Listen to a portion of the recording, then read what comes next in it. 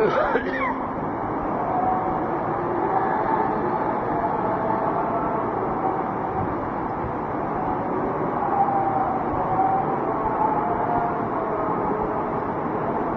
پاک نے قرآن کریم کے اس جملے میں اپنی لامحدود طاقت قوت کا ذکر فرمایا ہے کہ اللہ کی ذات اتنی طاقتور ہے کہ اس کائنات میں جو کچھ ہوتا ہے اس کے انتخاب سے ہوتا ہے۔ ہمارے انتخاب کا کوئی دخل نہیں، جو کچھ ہوتا ہے خدا کے انتخاب سے ہوتا ہے۔ اب دیکھو کیکر کا درخت کانٹوں کے لیے منتخب کرنا، یہ کس کا انتخاب ہے؟ اللہ کا۔ اگر ہم چاہیں کہ کیکر کو کانٹوں کی وجہ سیب لگ جائے، ہم نہیں کر سکتے۔ گلاب کو پھولوں کے لیے منتخب کرنا، یہ کس کا کام ہے؟ اللہ کا کام۔ اور اگر ہم گلاب کا پھول آم میں اگانا چاہے تو ہم 100% ناکام ہوں۔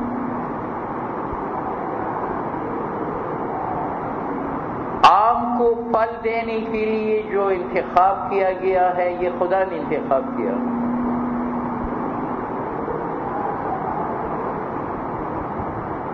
تو کانٹوں کے لیے کیکر کا انتخاب خدا کا ہے، پھولوں کے لیے گلاب کے پودے کا انتخاب خدا کا ہے، پھل کے لیے سیب کے درخت کا انتخاب خدا کا ہے، دیکھنے کے لیے آنکھ کا انتخاب خدا کا ہے، سننے کے لیے کان کا انتخاب خدا کا ہے، بولنے کے لیے زبان کا انتخاب خدا کا، ہضم کرنے کے لیے معدے کا انتخاب خدا کا انتخاب ہے، اور اس انتخاب میں ہم رد و بدل نہیں کر سکتے۔ اگر ہم چاہیں کہ آنکھ کی وجہ کان سے دیکھنا شروع کریں، غلط۔ کان کی وجہ ناک سے سننے کا کام لیں، نہیں۔ معدے کی وجہ عقل سے ہضم کا کام لیں، نہیں۔ لا تبدیل لخلق اللہ۔ اللہ نے جو انتخاب کیا ہے، اس انتخاب کو کوئی کل عدم نہیں قرار دے سکتا۔ خدائی انتخاب اٹل ہے۔ اللہ نے جس کو مرد بنانے کے لیے منتخب کیا ہے، اس کو کوئی عورت بنا سکتا؟ عورت بنا کے لیے اللہ نے عورت کے انتخاب کیا ہے، اس کو کوئی مرد بنا سکتا؟ فضیلت کے لیے اللہ نے اس امت کا انتخاب کیا کہ آدم علیہ السلام سے لے کر عیسیٰ علیہ السلام تک جتنی امتیں ہیں، ان تمام سے افضل ترین امت یہ امت۔ فضیلت کے لیے انتخاب اللہ کا ہے، یہ فضیلت اس امت سے چھین کر دوسری امت کو کوئی دے نہیں سکتا۔ حضور نے فرمایا کہ جنتی تمام جوانوں کے سردار میرے بیٹے حسن اور حسین، الحسن والحسین سیدہ شباب اہل الجنہ، جنتی خواتین کی سرداری حضرت فاطمہ کے لیے۔ فاطمہ سیدۃ نساء اہل الجنہ، اہل جنت کی خواتین کی سرداری میرے بیٹی کے پاس ہو۔ دنیا بھر کے شہداء کی سرداری حضرت حمزہ کے حصے میں آئی ہے۔ سید الشہداء حمزہ۔ یہ اللہ و رسول نے مثالی دی ہے، یہ اس بات کے سمجھانے کے لیے کہ یہ چیزیں منتخب ہو چکی ہے خدا کے انتخاب سے، اور خدا کے انتخاب کے بارے میں خدا فرماتا ہے لا تبدیل لخلق اللہ، میرے انتخاب کو کوئی کل عدم نہیں قرار دے۔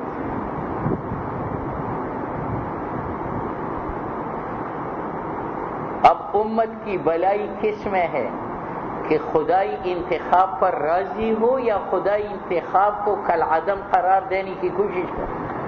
جو خدا کا انتخاب ہے ہم اپنے آپ کو اس کے مطابق بنا دیں،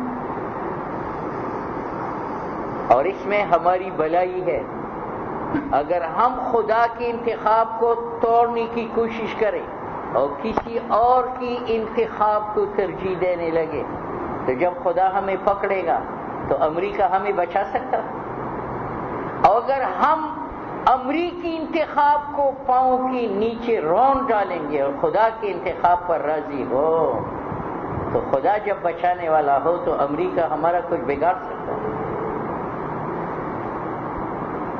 آج ہماری جتنی پریشانیاں ہیں، ذہنی ٹینشنیں ہیں، کاروبار کا اجر فن ہے، یہ اس لیے کہ ہم صراط مستقیم سے اتر چکے. ہمارا راستہ تھا صراط مستقیم، اس پر اگر ہم چلتے ہوتے اور بنتے تو کوئی پریشانی نہ ہوتی. نمرود پٹلی سے اتر چکا تھا، فرعون پٹلی سے اتر چکا تھا. اللہ نے پکڑنا چاہا، ان کی فوج ان کو بچا سکی، ان کی حکومتیں اور سلطنتیں اور دولتیں ان کو بچا سکی. ابراہیم علیہ السلام اور موسیٰ علیہ السلام پٹلی پہ چل رہے تھے، اللہ نے بچانا چاہا، فرعون ان کا کچھ نہ بگاڑ سکا، نمرود کچھ نہ بگاڑ سکا. اور یہ ساری تفصیل ہماری کلمہ طیبہ میں ہے. ہمارا کلمہ ہے لا الہ الا اللہ محمد الرسول اللہ. لا الہ کا معنی یہ کہ ساری مخلوق سے بغاوت. لا کا معنی انکار، کہ ساری مخلوق سے انکار ہے. کوئی معبود نہیں، کوئی مشکل کشا نہیں، کوئی حاجت روا نہیں، کوئی شفا دینے والا، اولاد دینے والا نہیں، کوئی عزت دینے والا نہیں. موت اور زندگی کا مالک اللہ ہے. تو لا الہ ساری مخلوق سے بغاوت ہے، الا اللہ خدا کے سامنے اور خدا کی چوکٹ پر جھکنا. یہ پورے اسلام کا خلاصہ اللہ نے ہمیں ان دو لفظوں میں بتایا. لا الہ مخلوق سے بغاوت کا اعلان کرو، خواہ امریکہ ہو، جرمن ہو، جاپان ہو، چائنا ہو، ہندوستان ہو. اور الا اللہ خدا کی چوکٹ پر سر تسلیم ہم. ان دو چیزوں کا نام ہے اسلام. اب سوال ہے کہ ساری مخلوق سے بغاوت، اس میں تو باپ بھی ہے، اس میں تو شوہر بھی ہے، اس میں تو بڑا بھی ہے. تو اللہ نے فرمایا محمد الرسول اللہ، اس مخلوق سے بغاوت کرو جس سے بغاوت کا محمد رسول اللہ کا ہے. باپ سے بغاوت کا حکم محمد رسول اللہ نے نہیں کیا. اس نے تو حکم دیا باپ کا ہاتھ دھو کر وہ پانی پی لو تو آپ کے 99% بیماری ٹھیک ہو جائے. اس نے تو حکم دیا ماں پاؤں دھو لے اور بیٹا وہ پی لے تو 100% بیماریوں کا شفا ہے. اس نے تو کہا کہ بیوی خاون کو سادے کٹورے میں سادہ پانی دے، اس خاتون کو 1 سال مقبول حج اور عمرہ اور سال بھر کی تہجد اور روزوں کا ثواب دیا جائے. بغاوت اس مخلوق سے ہے جس سے بغاوت کا حکم محمد الرسول اللہ ہے. اور محمد رسول اللہ نے بڑوں سے بغاوت کا حکم نہیں دیا، بلکہ حکم دیا اے میری امت کی جوانوں، جب میری امت کی بوڑھی تمہارے سامنے آئے ان کا احترام کرو. کیوں؟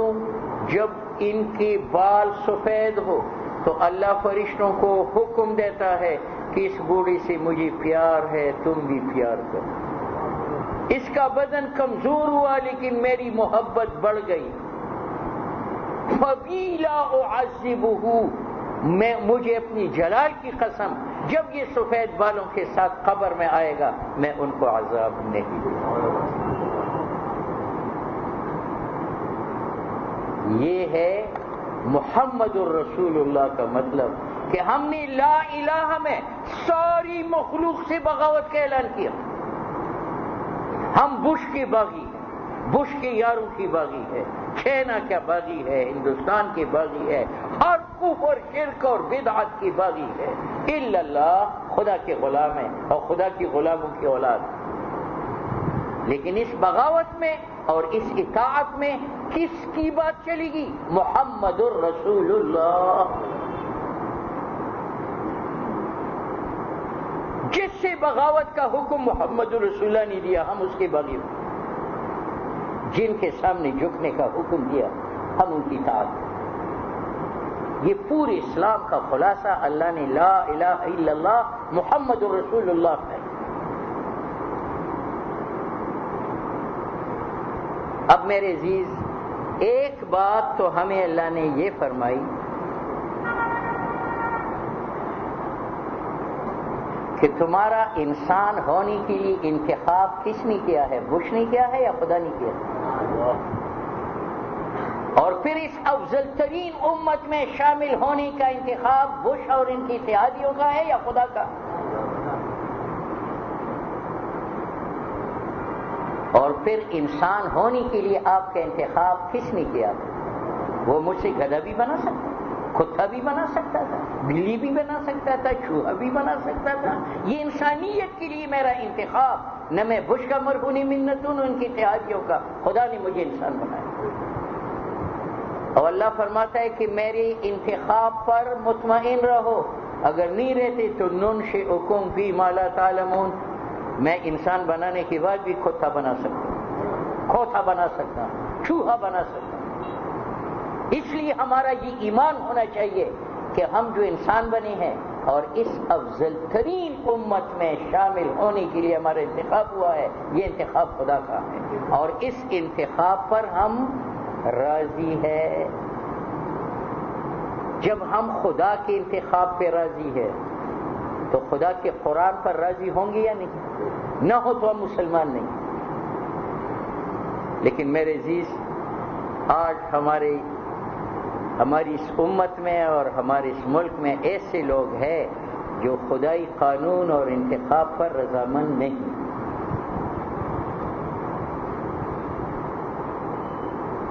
خدا کا انتخاب ہے کہ چور کا ہاتھ کاٹو، لیکن حکمران اس پر راضی ہے. خدا کا قانون ہے کہ شرابی کو کوڑے مارو، حکمران اس پر راضی ہے.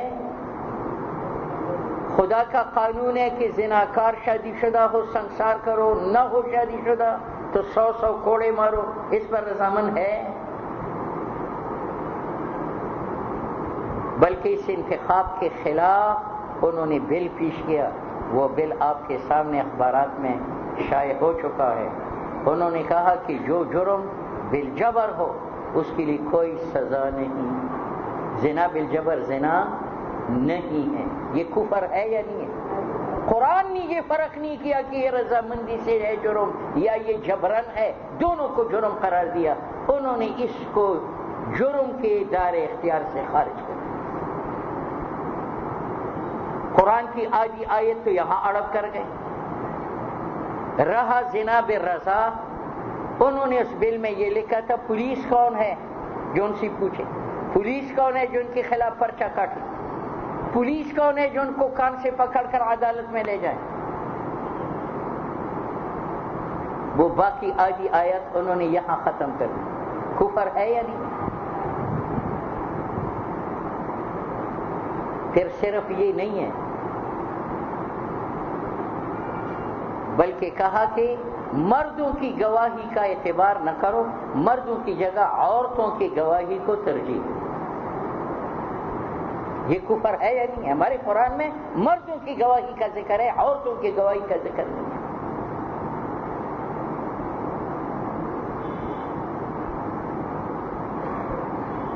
پھر اس کے علاوہ حد قذف ایک دفعہ ہے اسلام میں. حاکم بدہن میں نے اس کے اوپر الزام لگایا اور میرے پاس گواہ نہیں ہے. 20 الزام تو لگاؤ، میرے لیے کوئی سزا نہیں. جبکہ قرآن کہتے ہیں کہ مسلمان کی عظمت خدا کی نگاہ میں عرش سے زیادہ ہے. جب میں اس پر تہمت لگاؤں میرے پاس گواہ نہ ہو تو مجھے کوڑے مارے جائے کہ آپ نے مسلمان کی عظمت کو مجروح کر. انہوں نے کہا کوئی بات نہیں ہے، 20 گالی تو دے. ہم نے ایک ایک شخص پر ان سے بات کی. الحمدللہ ہمیں 100% کامیابی ہو گئی. ہم نے زنا بالجبر کو حدود کے زمرے میں شامل کر اور ان سے دستخط لے لی. زنا بالجبر کی تمام سزائیں ہم نے بحال کر دی. شادی شدہ ہو سنسار کرو، غیر شادی شدہ ہو تو 100 کوڑے مارو. الزام و بہتان لگانے والی کے لیے ہم نے سزا کو برقرار رکھا. وہ ہمارے ساتھ کیوں لڑتے تھے؟ وہ ان حدود میں اسی لیے لڑتے تھے کہ اگر یہ بل پاس ہوتا کہ چور کا ہاتھ کاٹو تو سب سے بڑے چور تو حکمران ہے، سب سے بڑی زانی تو حکمران ہے، سب سے بڑی شرابی جو ہے وہ تو حکمران ہے. ان کا کام اس کے سوا کیا؟ شراب کے کوڑے ان پر پڑتے، زنا کے پتھر ان پر برستے، چوری کے ہاتھ ان کے جو ہے وہ کٹتے. اس لیے 24 گھنٹے میں 1 منٹ نیند حرام ہو مجلس عمل کے لیے کہ انہوں نے سر رکھا. ان کے اٹارنی جنرل آئے تھے اور جناب وکلاء آئے تھے، ججز آئے تھے، فوجی حکام آئے تھے. 24 گھنٹے کے بعد ہم نے زنا بالجبر کو حدود کے زمرے میں داخل کیا. زنا بالرضا کی سزائیں برقرار رکھی کہ شادی شدہ کرے تو سنسار کرو، غیر شادی شدہ ہو تو ان کو 100 کوڑے مارو، جو کسی مسلمان پر بہتان لگائے اس کو کوڑے مارو. اور جب ان کے لیے بھاگنے کا راستہ نہیں ہوا تو انہوں نے کہا چلو ٹھیک ہے، یہ تسلیم ہے، یہ بھی جرم ہے، یہ بھی جرم ہے، یہ بھی جرم ہے. ہماری جو سفارشات تھے انہوں نے مرتب کیے، اور جس بل کے بارے میں کہا تھا کہ مولویوں نے بل پاڑا، بسم اللہ کی توہین کی، وہ بل خود انہوں نے پکڑ کر کے پاڑ دیا اور پھینک دیا. لیکن ایک شرط لگائی کہ بھئی 3 عدالتیں قائم ہوگی، ایک شرعی عدالت، ایک اور 2 فرنگی عدالتیں، ایک ہائی کورٹ، ایک سپریم کورٹ. جب شرعی عدالت ایک فیصلہ کرے تو وہ آخری فیصلہ نہیں ہوگا، بلکہ ملزم کو، مجرم کو ہائی کورٹ میں اور ہائی کورٹ کے بعد سپریم کورٹ میں اور سپریم کورٹ کے بعد صدر کو اپیل پیش کر سکے. خدا نے ایک فیصلہ دیا اور کہتے ہیں اس فیصلے کو فرنگی عدالت بھی چیلنج کر سکتا ہے، خواہ ہائی کورٹ ہو یا سپریم کورٹ ہو، اور صدر بھی چیلنج کر سکے گا. مسلمان یہ جرات کر سکتا ہے کہ خدا میری عدالت میں آئے اور میں اس کے فیصلہ کو ٹکراؤں؟ وہ مسلمان رہ سکتا؟ فلا وربک لا یؤمنون حتی یحکموک فیما شجر بینہم. اللہ فرماتے ہیں اس وقت تک تم مومن نہیں ہو سکتے جب تک بغیر چون و چرا کے اللہ اور رسول کا فیصلہ تسلیم نہ کرو. مگر آپ کے حکام نے کہا کہ اگر ایک چور کو شرعی عدالت فیصلہ سنائے کہ اس کا ہاتھ کاٹ تو پھر وہ ہائی کورٹ میں جا سکتا ہے اور سپریم کورٹ میں جا سکتا ہے. اگر وہاں سزا برقرار ہو گئی شرعی عدالت کی تو صدر سے وہ اپیل کر سکے. اب بتاؤ خدا کے فیصلے کو فرنگی توڑ سکتا ہے؟ اور یہ چھوٹا فرنگی پرویز مشرف توڑ سکتا؟ اب پھر یہ لڑائی شروع ہو.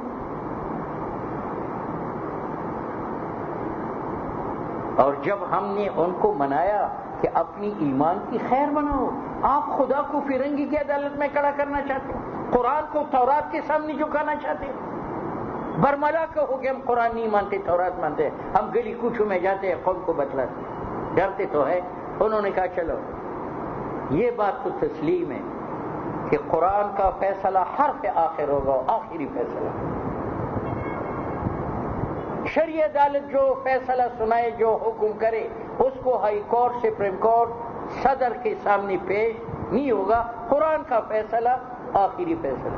اس پر بھی ہم نے ان سے دستخط لے لیے. تو پھر ایک اور شوشہ چھوڑ دیا، کہنے لگا اچھا چلو فیصلہ تو قرآن کا آخری فیصلہ، لیکن چور کو اختیار دیا جائے گا کہ آپ نے شرعی عدالت میں جانا ہے یا ہائی کورٹ میں جانا ہے یا سپریم کورٹ میں جانا ہے، یہ اختیار، اور ساتھ پولیس ترغیب بھی دے گی اور کہے گی کہ اگر آپ نے شرعی عدالت میں جانا ہے تو آپ کا ہاتھ کٹ جائے گا، یہ اس کی سزا ہے۔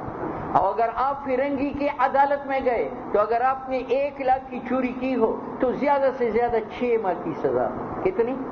وہ بھی دن رات شمار کر کے 3 ماہ رہ جاتے ہیں۔ وہ 3 ماہ میں بھی اگر آپ درخواست دیں تو 1 مہینہ چھوٹ ہو سکتی ہے، 2 مہینے۔